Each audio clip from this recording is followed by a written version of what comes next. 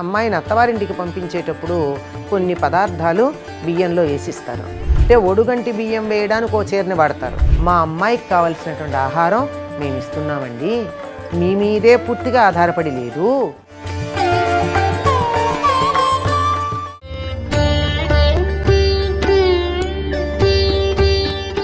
ఆడపిల్లని మొదటిసారి అత్తవారింటికి పంపించే సందర్భంలో ఒడుగంటి బియ్యం ఇచ్చి పెట్టే పద్ధతి ఉంది. ఒడుగంటి బియ్యం అంటే ఒడిని అంటుకుని బియ్యం కొన్ని ఇస్తారు. పైన వల్లెవాటు అని ఒకటి ఉంటుంది. అంటే అమ్మాయి ఇలా పైన వల్లెగా, ఇలా చాలామంది కుటుంబాల్లో ఇట్లా ఒక వల్లెవాటు వేసుకునేటటువంటి పద్ధతి ఉంది. అంటే ఈనాటి ఆడపిల్లలు పంజాబీ డ్రెస్ మీద చున్నీలు వేసుకుంటారే ఆ పద్ధతిలో. అయితే అది వేసుకోవడంలో కూడా కుటుంబ సంప్రదాయం వేరే ఉంది. కొంతమంది ఇట్లా తీసి ఈ నడుము దగ్గర ఇట్లా పెట్టి ఇటు నుంచి చెరో కొంగు వేస్తారు.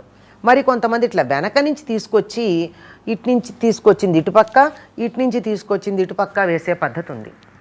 ఏదేమైనా వల్లెవాటు ఒకటి ఆ విధంగా వేసే పద్ధతి ఉంది.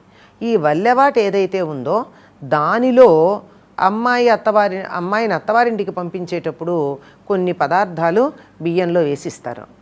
కాదండి మాకు ఇట్లా కుదరదు అని ప్రత్యేకంగా వేరే ఒక చీరలో వేసి ఇచ్చే పద్ధతి కూడా ఉంది. అంటే ఒడుగంటి బియ్యం వేయడానికి ఓ చీరని వాడతారు. ఈ చీర ఆ కుటుంబాల్లో ఎవరైతే చీర ఇస్తారో ఆ చీర ఇచ్చే కుటుంబాల్లో అది ఇంటి పెద్ద ఆడపడుచుకు పెడుతుందట. ఇవన్నీ కుటుంబ సంప్రదాయాలు. ఎవరికి పెడుతుంది, ఏం చేయాలన్నది. కానీ ఒడుగంటి బియ్యం వేయడం అన్నది సంప్రదాయంగా ఉంది. ఇది ఈ కుటుంబం ఆ కుటుంబం అని కదా అందరూ.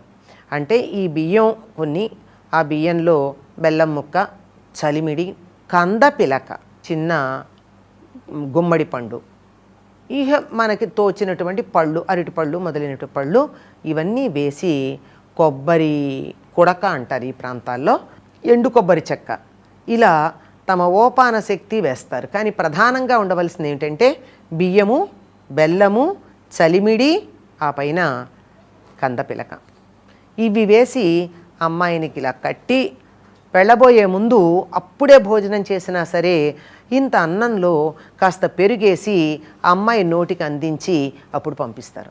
అంటే ఇంట్లోంచి బయటికి వెళ్ళబోయే ముందు తప్పనిసరిగా పెరుగన్నం తిని వెళ్ళాలి అని ఒక సంప్రదాయం ఉంది మనకి.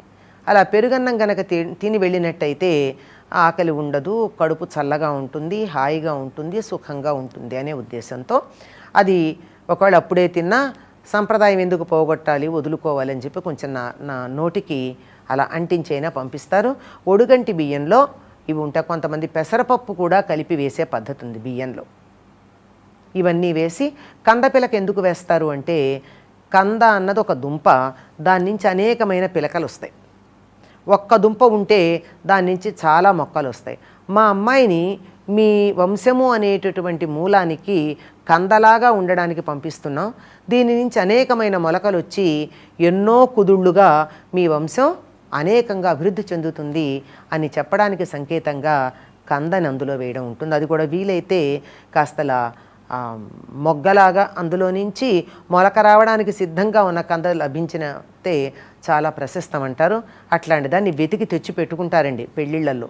అది అమ్మాయిని అత్తవారింటికి పంపేటప్పుడు. ఇక గుమ్మడి పండు అంటారా, భూదేవికి సంకేతం. ఇవన్నీ వేసి అమ్మాయికి ఒడిగంటి బియ్యం ఇచ్చి పంపిస్తూ ఉంటారు. ఇది తెలుగు వాళ్ళ యొక్క సంప్రదాయం అండి. అంటే వెళ్ళేటప్పుడు మా అమ్మాయికి కావలసినటువంటి ఆహారం మేము ఇస్తున్నామండి, మీ మీదే పూర్తిగా ఆధారపడి లేదు అని తెలియజెప్పడం కూడా ఇందులో ఒక సామాజిక స్పృహగా ఉంది అని కొంతమంది చమత్కారంగా చెప్పిన మాట నిజమైతే అయి ఉండొచ్చు. స్వస్తి. ప్రముఖ జ్యోతిష నిపుణులు, జ్యోతిష విశారద డాక్టర్ కె వేణుగోపాల్ గారు మరియు జ్యోతిష బ్రహ్మ పురాణ వాచస్పతి వాడపల్లి సీతారాం పండితులచే పరాభవనామ సంవత్సర ఉగాది రాశి ఫలితాలు పంచాంగ శ్రవణం మార్చి 19న మీ భక్తివన్ యూట్యూబ్ ఛానల్లో.